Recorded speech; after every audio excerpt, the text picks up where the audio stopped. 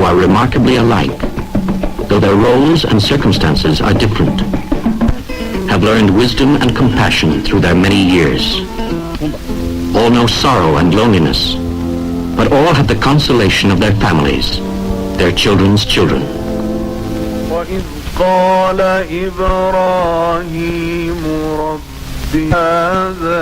It is 5:30 a.m. Celia Konike performs her first prayer. As a devout Muslim, she prays to Allah 4 times each day. Celia is a Nigerian, 62 years old.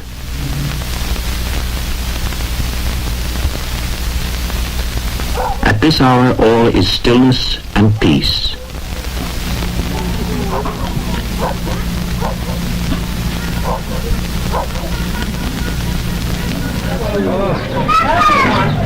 The working day begins in Celia's household with the washing of the children in preparation for school. Grandchildren and great-grandchildren are soaked and scrubbed and rubbed to the nines.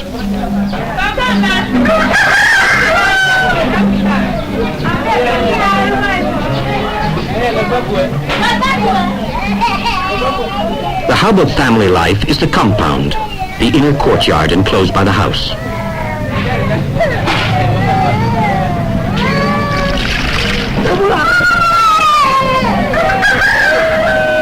Celia has 10 grandchildren and great-grandchildren.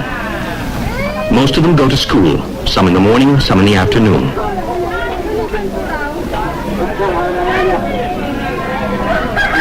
They are given money to pay for the food they'll eat at school. Celia manages domestic finances, and she hands out the pennies. Finally, the morning shift moves off, starched and spotless. The compound and the rooms of the house are shared by several tenants. Only rich people can afford private homes. Most must live in crowded clusters with little privacy or convenience. There are other inhabitants, chickens, flies, and the lizards who live on the flies. A poor, unsanitary place by Western standards, but amazingly clean and neat considering the circumstances, and much better than average.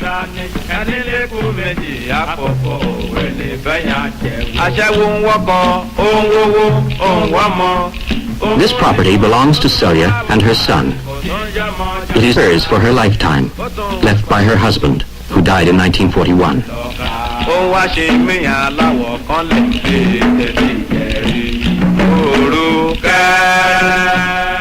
Celia has a secure and comfortable life compared to many Nigerian women of her age. The family income provides a fairly good standard of living. Some women must go out and work to earn money, but Celia can stay at home and enjoy the familiar pleasures of her own house and compound.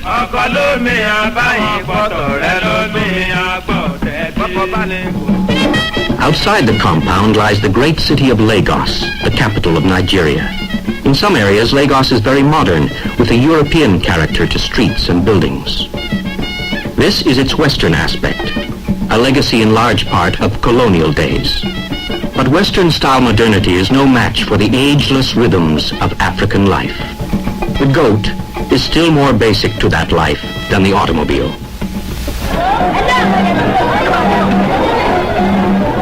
The city is composed of many districts, in effect small villages, each with at least one market. This is the world of most of the people of Lagos. It's the world of Celia Konike. This is where she buys fuel, clothing, food, all the things she needs for her family. It's very rare for her to venture beyond the familiar streets close to her home. In part, this is her preference. In part, it's tradition.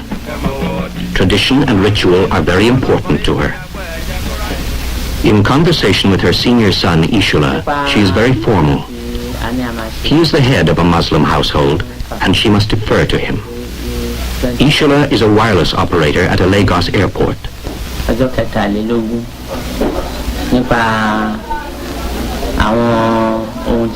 They're discussing the special prayers said every year on the anniversary of her husband's death. A time of deep grief for Celia, even after 20 years. àdẹ̀rù àfún wọn lówó tí wọ́n bá ṣe gẹ́gẹ́ bí àṣà muslim a máa ń ṣe àṣemáṣe ti sàárà wọn pààyàn náà ni. They are going to have Muslim elders or malams come and say the ritual prayers. Normally, they would also buy a ram and have it slaughtered for the occasion. But this year, they must pay for repairs to the house and also for the wedding of one of Ishula's daughters. So this time, they will just have the prayers.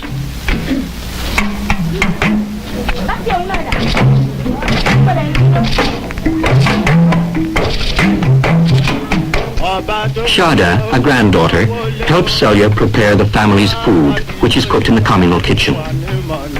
Life for women in the compound is a simple, even narrow one. This satisfies Celia. She's not part of the turbulent new Africa outside, changing so explosively. Her world is home and children. Her concerns are food for the family, clean clothes and clean bodies, devotion to her faith, and the unchanging daily tasks of the household.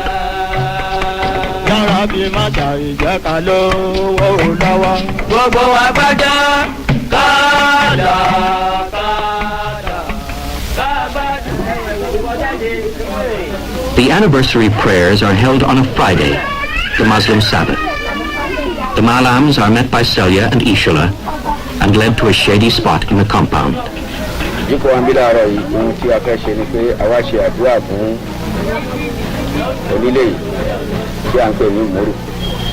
prayers are conducted by the chief malam.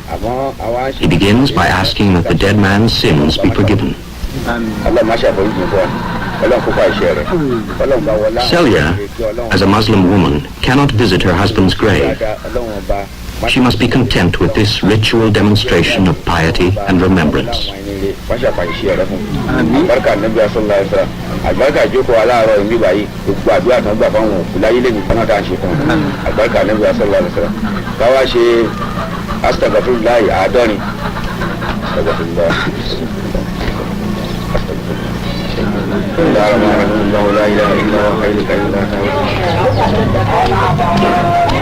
While the Konike's pray, their tenants go about their own affairs. Life in the compound must continue as usual. Not an easy life, but a very secure one in its way. Its rules are clear and understood. There is a place for everyone, a role for everyone.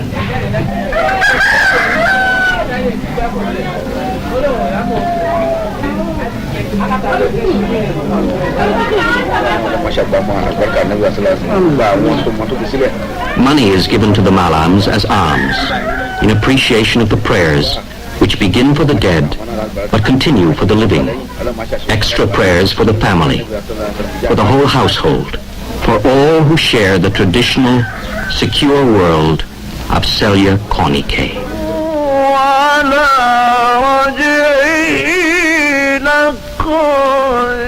يوم تبلى السرائر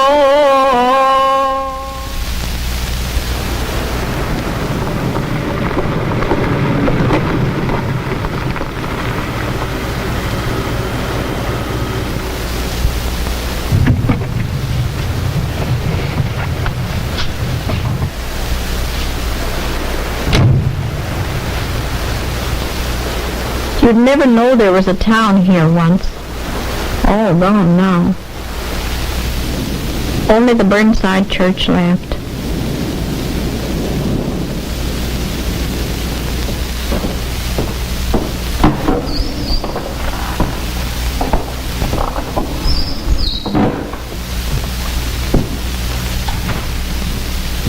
I used to play here every Sunday after we were married. I played the organ, and he sat down at the back of the church. All gone now. The little church stands in a grain field in a farming district in western Canada, west of Winnipeg. It's still used on Sundays, silent and empty on weekdays. Violet Galbraith used to look in occasionally, try the old organ, enjoy the solitude, and recall the old days. But this is her first visit in 3 years. Her husband, Bill Galbraith, died in an accident on their farm 3 years ago.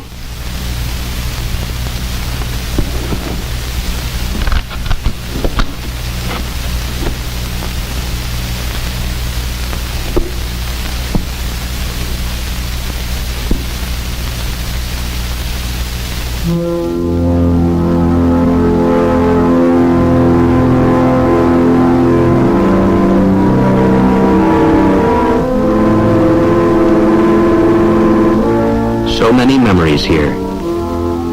When you grow up with a boy who becomes a man, and you live with that man for 40 years, helping to work a farm, bearing children, you've had a full life, and you have many memories.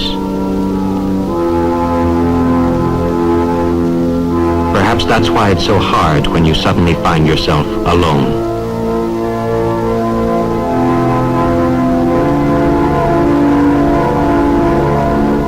Alone, even with friends and family, things to enjoy and things to do.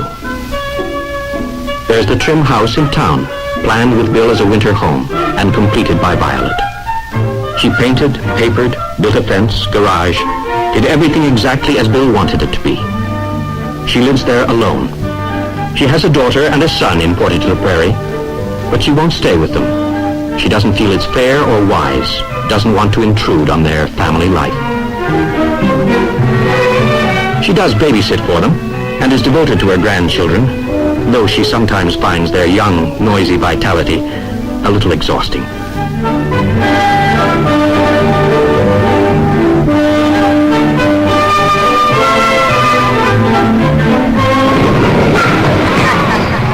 She's become an ardent bowler since settling in Portage and regularly gathers with her friends for an afternoon game.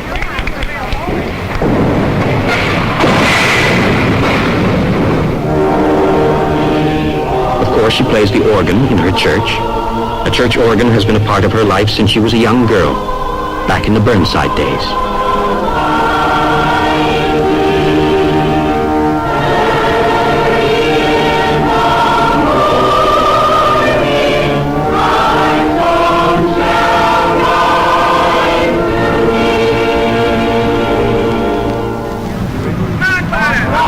Then there's baseball, with a son-in-law playing on the town team, and a grandson to cheer for his dad.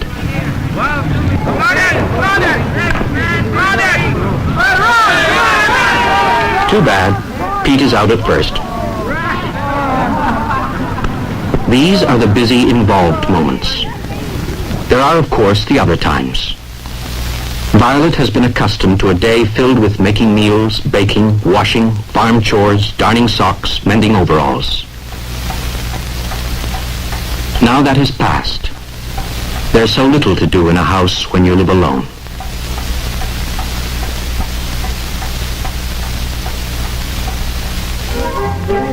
But Violet keeps as busy as she can, taking every opportunity to find a useful task or to enjoy herself. She can do both when a carnival comes to town, treating a couple of grandchildren to the rides and sharing their enjoyment. She's a cheerful, gregarious woman. Loves to gather the family in her house for a Sunday dinner. It's good to cook an enormous meal and have lots of people at the table. Almost like it used to be, years ago, when her children were small, and she and Bill were young, and so much lay ahead. Almost the way it used to be on the farm. Almost.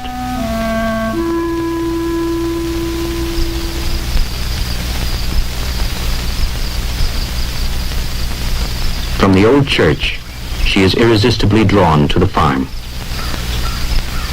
The land is rented now to a local farmer, but everything is as it was. It's a good farm. It should be. A lot of care went into it. Bill Galbraith loved the land, and he was a good farmer. So was Violet. In the early days, she worked the land with him, driving the horses, plowing, seeding.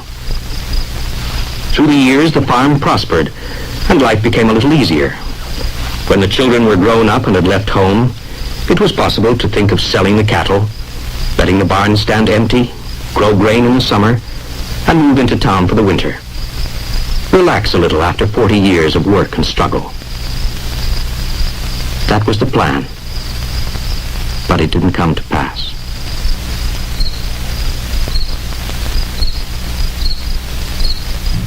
Never knew for sure just what happened. I was canning tomatoes that morning. Out of the kitchen window, I saw him trying to get to the house, staggering. I took care of him as best I could until we got him to the hospital in Portage. Then we took him to a Winnipeg hospital that night. He must have tried to step over the belt on the tractor and got thrown by it and hit his head. There wasn't a mark on him, just on the back of his head. A bit of blood on the back of his head. He died 4 days later.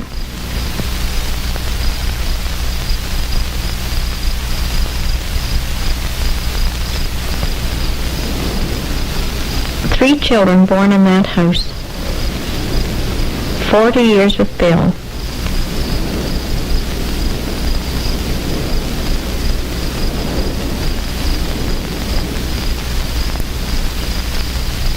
Life wasn't easy sometimes, but we enjoyed everything. We worked together. I shouldn't complain, but it's hard being left alone.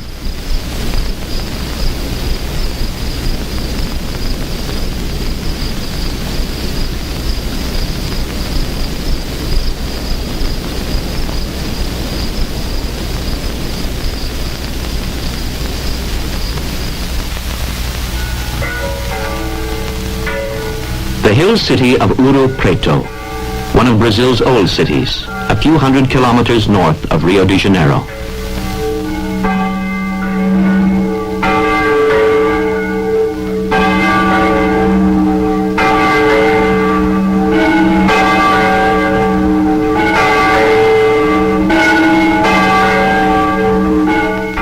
"7:15, and the day begins for one dynamic citizen of the old city, a 64-year-old Brazilian matriarch, a grandmother and a widow, Elisa Ferrari, Dona Elisa to all who know her. She has had an incredibly full and fruitful life. She has borne 12 children and has 13 grandchildren. As a part-time midwife, she has helped some 500 infants into the world. Thousands more owe her a part of their education. She was a school teacher for 33 years. Her zest for life and work is undiminished, and her days are a whirlwind of activity. With her solitary breakfast, the calm before the storm. Her husband died 8 years ago, but together they were able to acquire a bit of property and 3 houses, which she shares with a good half of her large family. Living with her are 2 sons, 3 daughters, in-laws, grandchildren, a boarder. It's a crowded, active household, especially in the morning.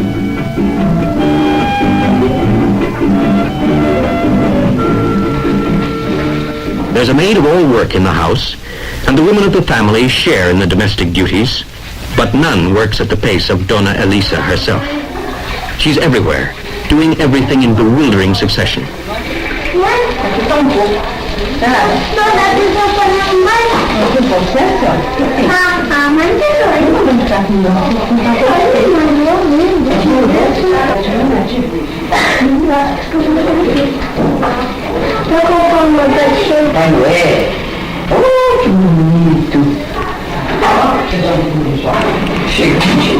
The kitchen is her command post.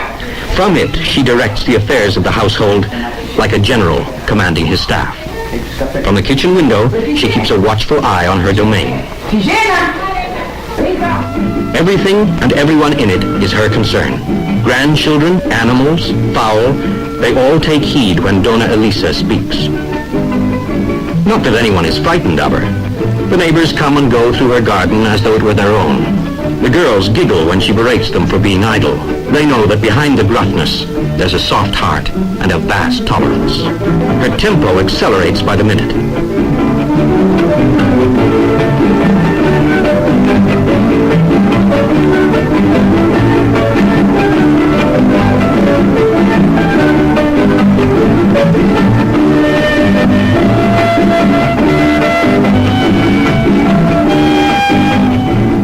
A lightning visit to a young neighbor to bathe a baby.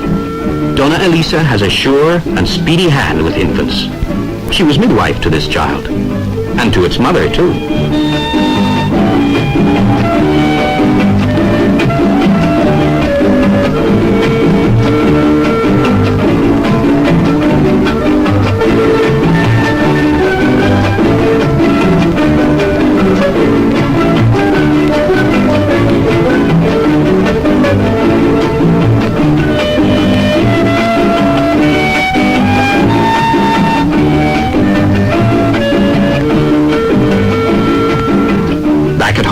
A moment to spare, so it must be filled. There's an almost compulsive quality to this fantastic energy. Elisa Ferrari seems possessed by a need to occupy every second of her day.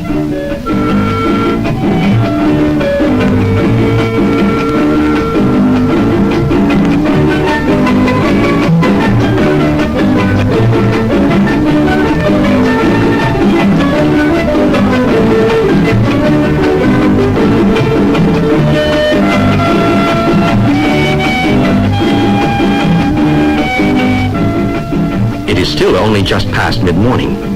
The climax is yet to come. The final preparations for the family lunch, the principal meal of the day. This is the major chore of the morning, and a fine, enjoyable frenzy it is.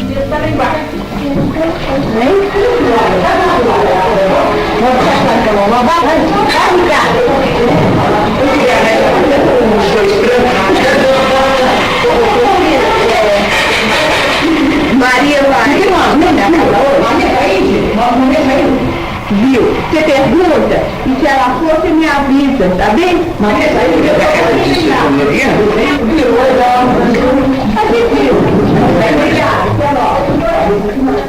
There are 15 mouths to be fed in this household. 11 family members, the student boarder, and 3 other students, fed each day by Donna Elisa.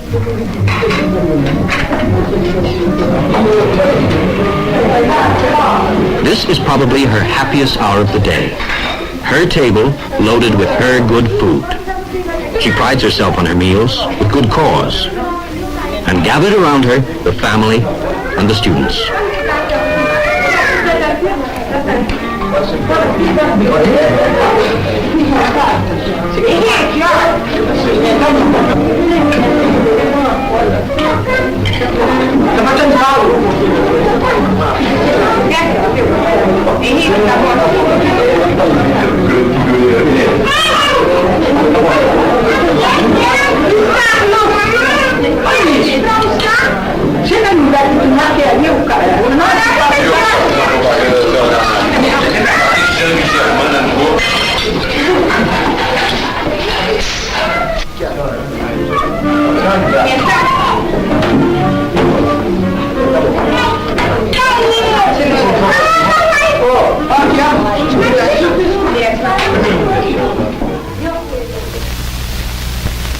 Moments of rest, moments of reflection are tortuous for Donna Elisa because she has 2 sad memories.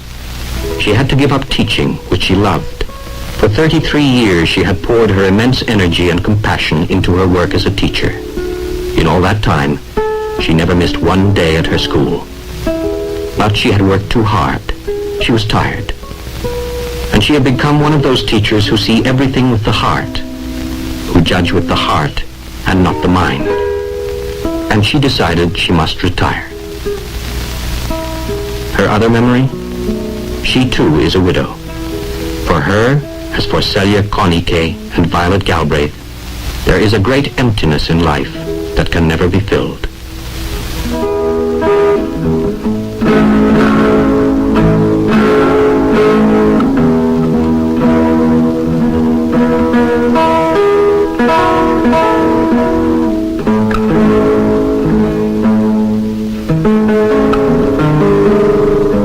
Regularly, she goes to her husband's tomb, taking with her flowers from the garden they planted together so many years ago. Like Celia's special prayers, this constant care is the duty of a widow. But it is a heartfelt duty, and it brings Donna Elisa a measure of ease and serenity. So does her strong devotion to her faith.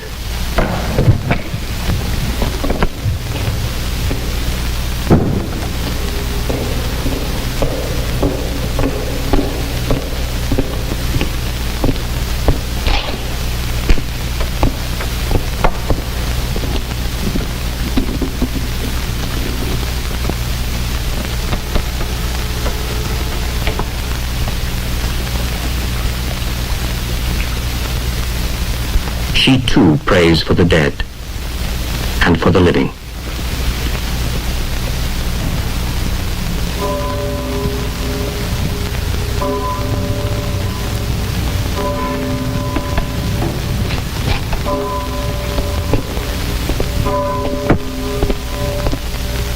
The grandmother, aged and bruised by life, but in her way, indomitable.